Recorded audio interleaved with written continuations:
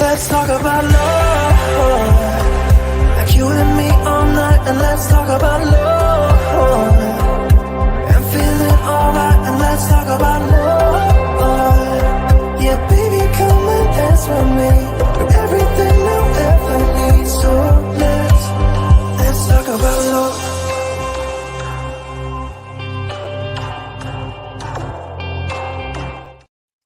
Hello everyone, welcome back to my channel. If you are new here, then welcome.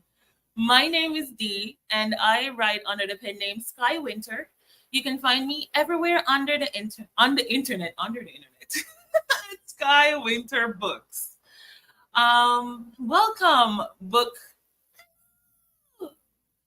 How are you? Thank you so much for joining me. This is literally going to be a 30 to 45 minutes-ish deep dive into the Friends to Lovers tropes.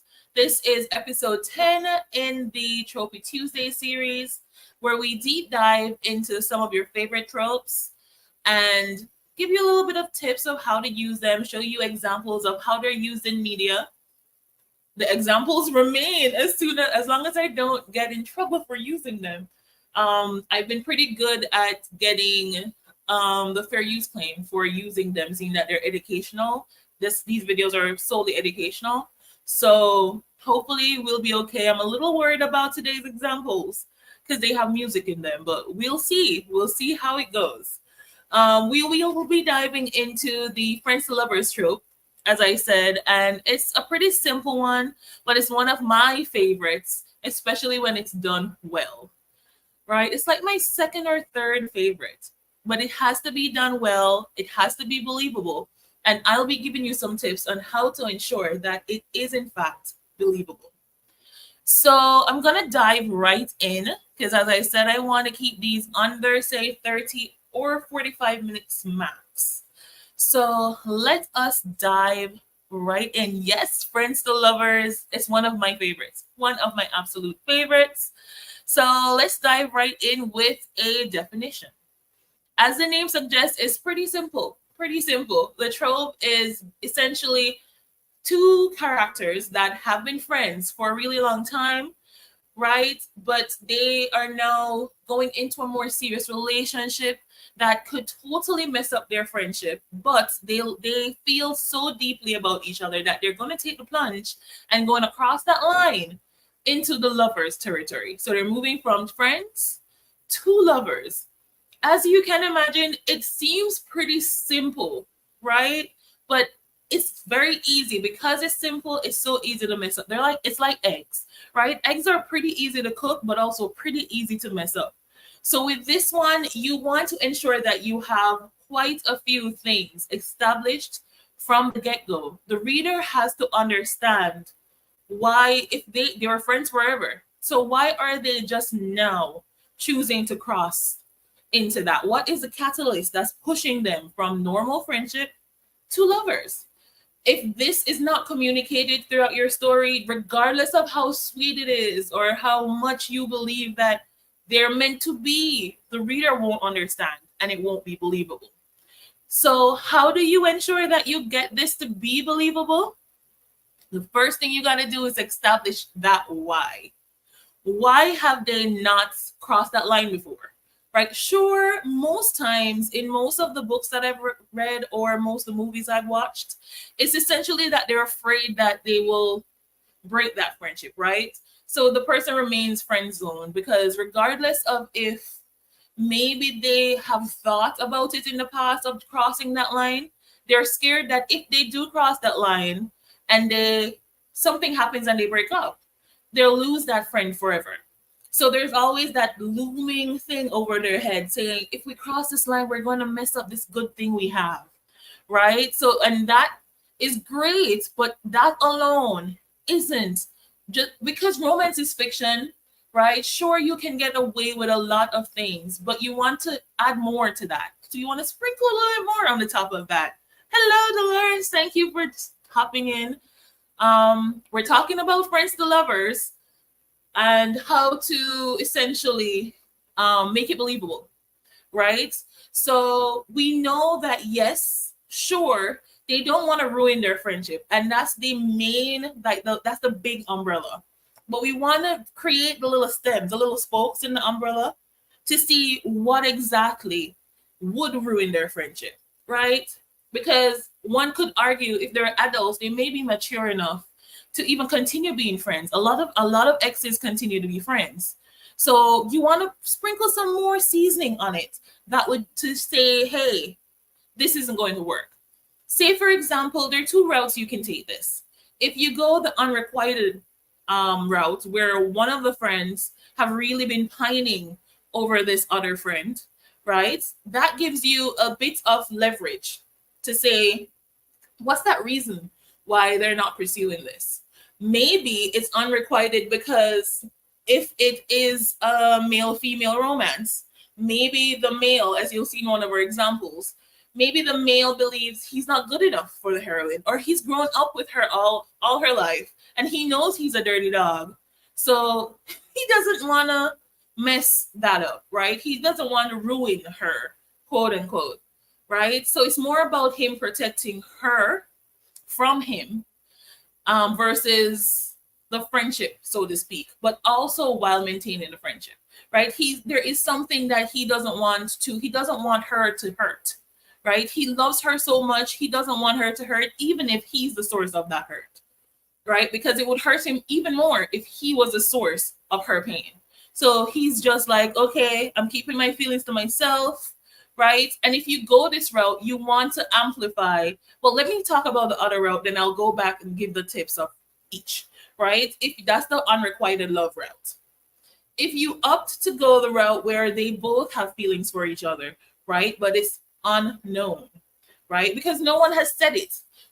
So in friendships, it could be that they assume the other person realizes that they have feelings for them, but they don't realize that it's shared, like it goes both ways, or it's being returned. So they keep it to themselves out of fear of being embarrassed, or maybe one of them at some point said something and it was shut down without the other person realizing that that's what was going on. So it's just unsaid. So it's just never said, right? Now, tips for both. If you're going the unrequited route, show the reader these experiences. Even if the story starts later, use flashbacks. Show the reader, hey, this person is really, really in love with their friend.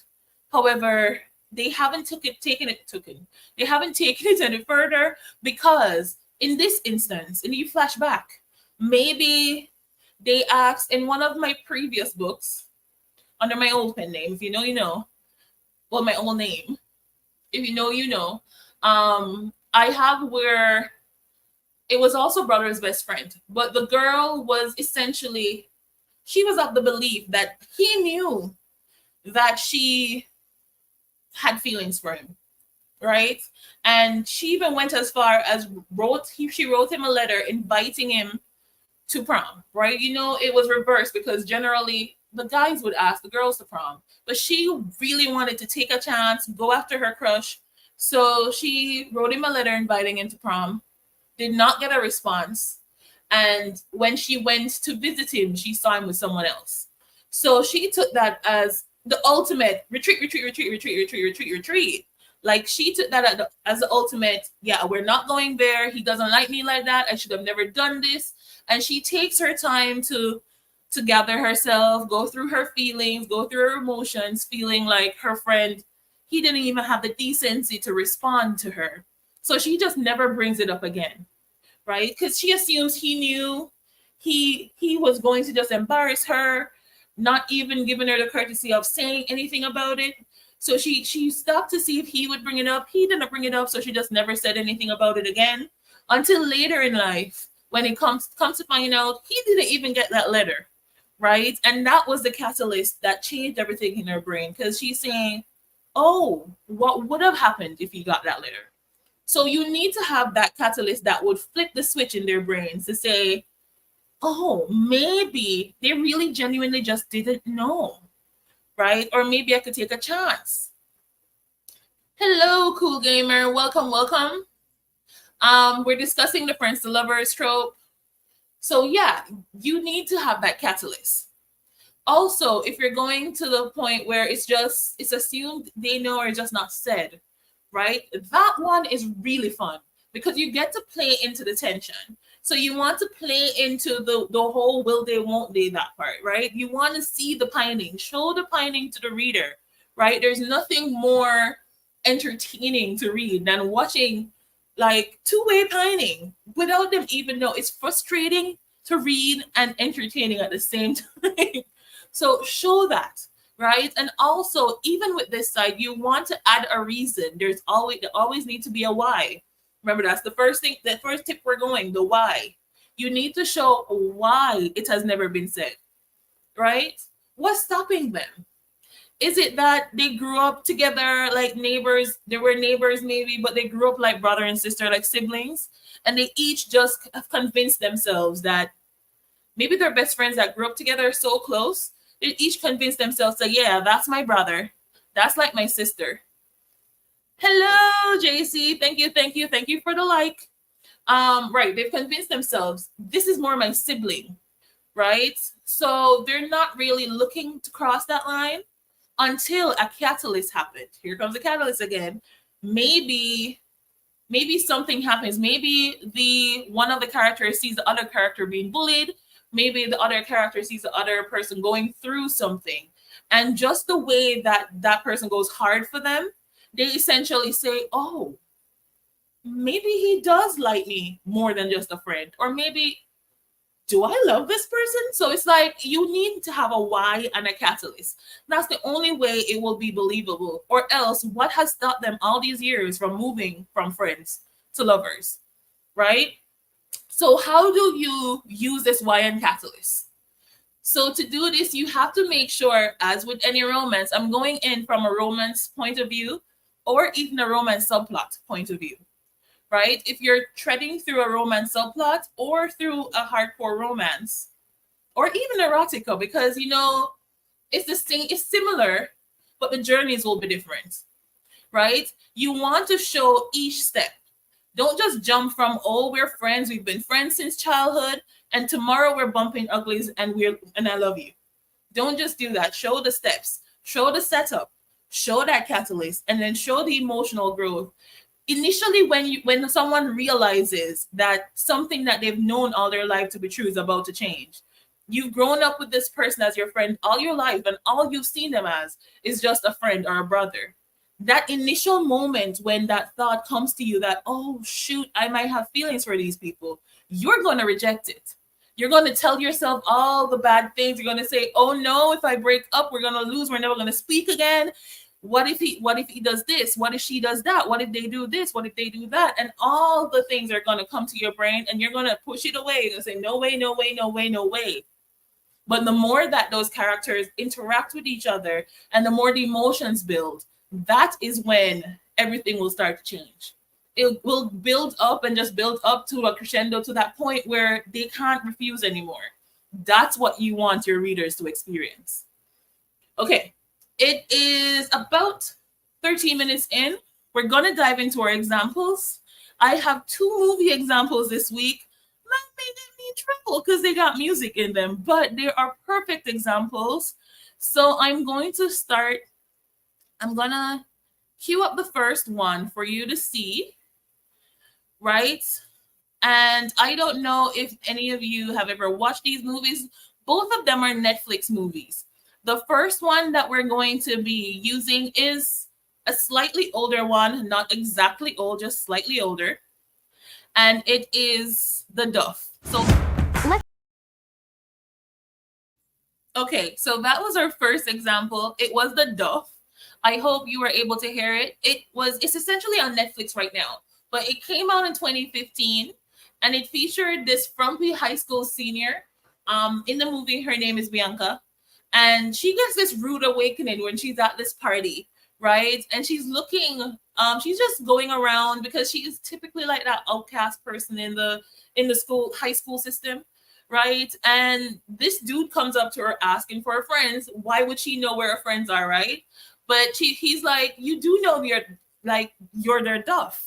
which is basically a designated ugly fat friend, right? To all the prettier, popular people she hangs out with. And this basically rocks her mind, right? From this, she ends up growing a friendship with the same dude. His name is Wesley in the movie, that basically informed her that she was a duff, right? And she starts basically falling for his charm as they go together, as they start hanging out more together, because she enlists him to change her life from a complete disaster to essentially someone that people can hang out with, right? Hey, Eva.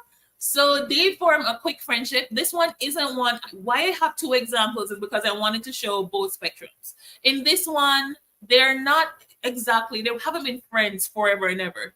They just formed a super quick friendship. And while he's helping her to better herself, not be the duff anymore, but become more of someone that guys will approach in their high school environment, right? And while he's helping her, he's basically not realizing that he's falling for her charm, and she's falling for him too. So there you have, hello, Regina. Welcome, welcome. We're talking about friends to lovers. We just showed the first movie example, which was the duff.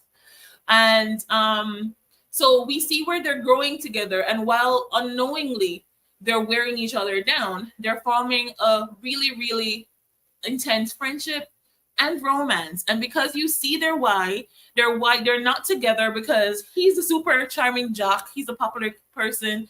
She's the outcast in the school society. So they'd never work in their brains. But as they spend more time together and he helps her out and they see each other's width, they fall for each other. And it's believable because you're seeing it happen step by step. So if you're writing this into your book, you want to also ensure the reader is getting all those little scenes, all those little emotional tidbits, so that they can see that friendship evolving into more. All right, let's dive into our second example. This is the one that I'm a little bit worried about because of the music, but I'm going to play it anyways. And then I'll deal with it after if it gets dinged. So let me share the second one with you. The second one is Always Be My Maybe. It's another Netflix movie. It is the trailer as well because I want to show you that full arc. But here we go. Let's dive into example number 2. Be late. All right, I look good? Yes. Water? That came from your thigh gap? No, thank you. Thanks for calling it a gap. We are hatching up with celebrity chef Sasha Trent and her fiance, Brandon Choi. What a great cause, huh? We are opening a new restaurant, and I need you in San Francisco.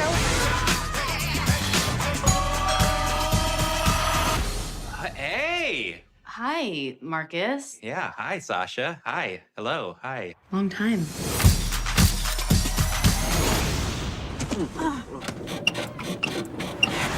Yes, very long time.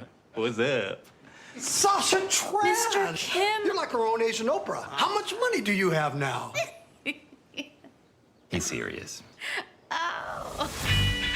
I'm surprised you two lost touch. You used to be so close. So, when's the big wedding day? He wants to travel a bit before we settle down. It's really for the both of us. I finally realized that I don't want to get married. Are you kidding me? You're a piece of shit! I can tell you're a little... I hope you get malaria and shit yourself to death, you shitty piece of shit! A little softer, please. You are scaring the goats.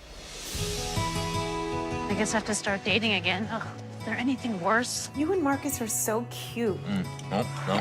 Remind me why you never got together? There's way too much history there. Oh. Yeah. We was one, babe, for a moment in time. You still have the Corolla? What are you looking at? My back seat? Because we had sex back there? Oh my God. So what do you think? That it might be even smaller and grosser than I remember. Hey, you better still be talking about my back seat.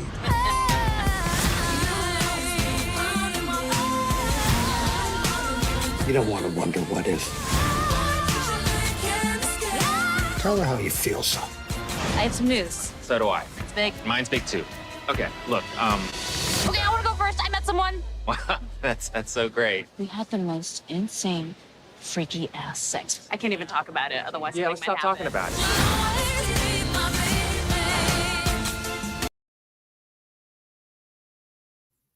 Let me unmute. It would help if I unmuted. Okay, so that was our second example. It was called Always Be My Maybe. It's on Netflix right now, and it was released in 2019. And in this one, it's the second part of the spectrum, right? The second side of Friends to Lovers. These two were childhood sweethearts, right? So they have essentially, they tried the whole dating thing, or they tried not really dating, but they were so close with their friends. They went from friends to benefits to just not speaking for however, because you know friends sometimes grow apart. Yet still, when they reconnect, it's like everything comes flooding back, especially to the male character, because he's always loved her, right? He's like, he's that person. She's the one that he never took that chance with. He never tried. So he was like, hello, welcome. Yes, I've always loved I love that song. I hope it doesn't get me in trouble. But it's the whole premise of it was so good in the premise of the trailer that I didn't want to mute it. But we'll see what happens with that one. Hello, Henry. Welcome. We won't be here for much longer, but we're discussing the friends to lovers trope in romance writing. If you're writing it as a subplot or writing it as your main subgenre, your main genre. So, right. So in this one, because they've grown apart, they've come back together, all those friendship feelings, all those past unrequited feelings for him come rushing back. And she also has feelings for him, but she's telling herself that there's too much history there. So that's the why. What's separating them? Remember the two things we want to have, that why and the catalyst. So what's separating them in this? Why are they not together? She believes there's too much history there. And he believes that, you know, she's this billionaire chef. She's evolved into something so much more than he is when he's still living with his dad and working with his dad's company in this little small town. So he believes that she's outgrown him. That's their why. What's the catalyst? Now, he witnesses this jerk of a man that she was dating crush her to crumble her so much that she flips out in front of a child's party, right? And embarrasses herself fully to the public. And to make matters worse, if you watch the movie, you'll see that the person that she was engaged to previously started doing a lot of things publicly because they're both in the limelight. So she was being embarrassed left, right, and center. And he steps in and steps up to help his friend. And then all the feelings, all the feels, all the emotions of it all come crashing in, and they eventually wear each other down with their charm and admit that they have feelings for each other and get their happily ever after. So you want to ensure you include all these steps. Let the viewers or the readers see it. If you're writing a play, ensure that viewers can feel it. Make sure that it's palpable in your scene. If you're writing a book, also ensure that the reader can follow along and see all these little tweaks in their relationship, in their friendship, so that when they evolve to lovers, it makes sense. All right, now our bookish example, I'll go ahead and share that with you. Let's see here. We're gonna go ahead and share that bookish example with you, which is, hopefully you can see this, is Broken Night, and it is by Adjacent. And I'll read the blurb to you, and then I'll explain a bit more about how it was done in this book. So in this book, we follow Night and Luna, right? The blurb says, not all love stories are written the same way. Ours had torn chapters, missing paragraphs, and a bittersweet ending. Luna Resroth is everyone's favorite wallflower. Sweet, caring, charitable, quiet, and fake. Underneath the meek, tomboy exterior everyone loves, yet pities, is a girl who knows exactly what and who she wants. Namely, the boy from the treehouse who taught her how to curse in sign language, who taught her how to laugh, to live, to love. Knight Cole is everyone's favorite football hero. Gorgeous, athletic, rugged, popular, liar. The daredevil Hellraiser could knock you up with the gaze alone, with his gaze alone, but he only has eyes for the girl across the street, Luna. But Luna is not who she used to be. She doesn't need his protection anymore. And when life throws a curveball at the All Saints Golden Boy, he's forced to realize not all knights are heroes. Sometimes the greatest love stories flourish in tragedy. So this is what it looks like. It is in KU. So if you have a KU subscription, you can check that out. But yeah, I think that this book does an amazing job at basically showing that friends to lovers trope, because just like in the first example that we did for the movie, right? Knight is the popular boy. Luna is the outcast. But Knight and Luna has been best friends since Knight got adopted in his family, right? They live across the street. They grew up together, so to speak. Luna, however, is mute. She is mute. We find out that she's mute by choice. But based on something that she went through in her past, she doesn't speak, right? And it's a typical jock and the typical outcast person. But Knight, in this one, we see it a little bit different because the whys are different. In this, the whys, because of what Luna has been through in her past, even though they both have feelings for each other, right? And they can both tell they both have feelings for each other. But because of what Luna's been through in her past, she has rejected all of Knight's advances, opting to keep their friendship just a friendship because she believes she's broken. She's not good for anyone, and especially not good for Knight, who is this popular footballer. She feels like she's damaged goods in her brain, and so she doesn't want to open up herself to love for that because it won't be long term, because in her brain, no one can really love her damaged self. Versus Knight, who actually has tried to say, let's go on dates, let's take this to more. But Luna has shot him down at every step of the way, so he just gave up. He just stopped trying and started living his typical playboy life. Now, this book goes on, it's a full-length novel, and there are heavy topics that are dealt with in this book, right? So check for trigger warnings if you have triggers, but it is such a complex and emotional love story that you follow along, and by the end, you see where they complete each other. And when they come up to that realization, there's no denying it from the reader nor from them. You just know they're meant to be. They complete each other.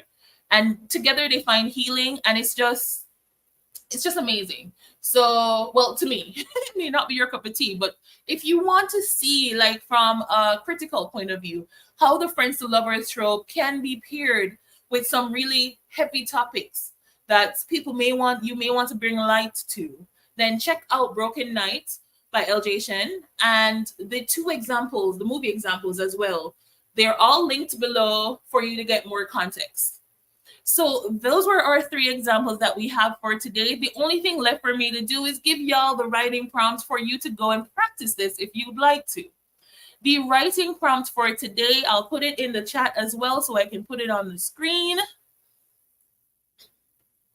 The writing prompt that I'm leaving with you guys today for this trope is: you've always seen your best friend as just that, a friend, until you have an unfortunate accident and see just how much they really care and how much more you actually love them, and not just as a friend. So that is the trope I'm leaving with y'all today. Do pair it with whatever other tropes you want and practice it. And if you do write on it, let me know. Come back and drop them in the comments if you write a little flash or anything. If you publish anything with the trope, let me know. Let me support y'all.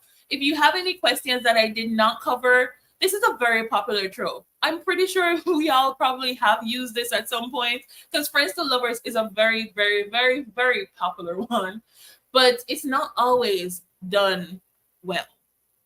So ensure that if you are writing this, think back to yourself. Have you written this but not included all the steps before? If you have, this is a cue from, oh, thank you. If you have written this, have you written it and included all of it, but somehow felt like something was missing? let me know. Let's start a conversation in the comments below if you're watching this on the replay. I am going to close out here. Again, I try to keep these deep dives about 30 to 45 minutes each. It's just a quick little deep dive into each trope. Every Tuesday, I'll hop on here at 5 o'clock Eastern and we'll dive into a different trope. So if you have any questions, drop them in the comments, carry them here. We'll talk about it on the live. And yeah, we'll have a good time on each Tuesday. And hopefully I can leave the movie examples in, because some of the movies that I pick, I do try to get them cleared under fair use, but if I can't get them cleared, I do remove them after the fact. So if you're here live, you'll see the full thing, movie examples and all. So far, I've been able to keep the movie examples in, so hopefully that continues. Again, my name is Dee.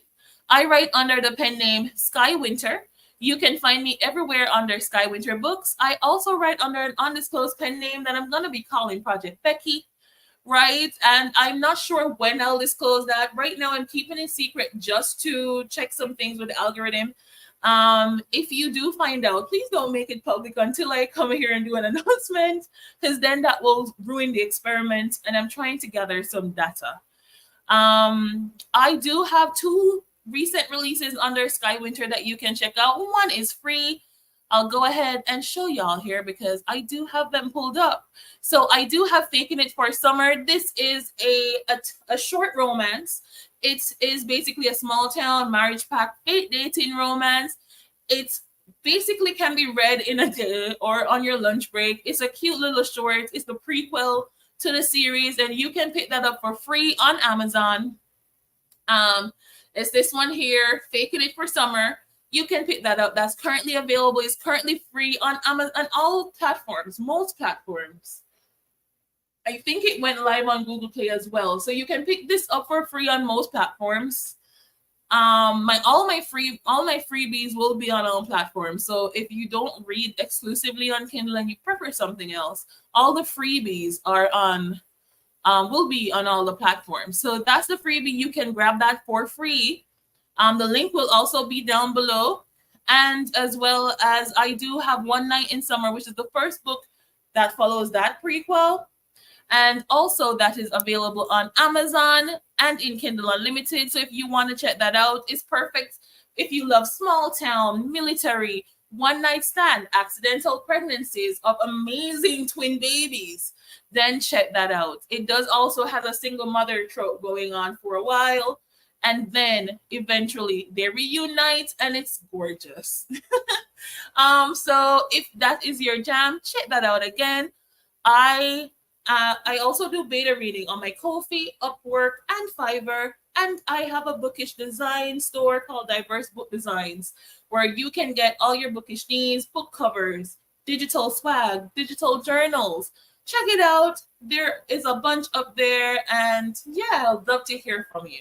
That is me, guys. I'll see you next week. Until we meet again, stay hydrated, save your work, explore all these tropes, do something new, and go after your dreams. I'll see you next Tuesday. Bye, guys.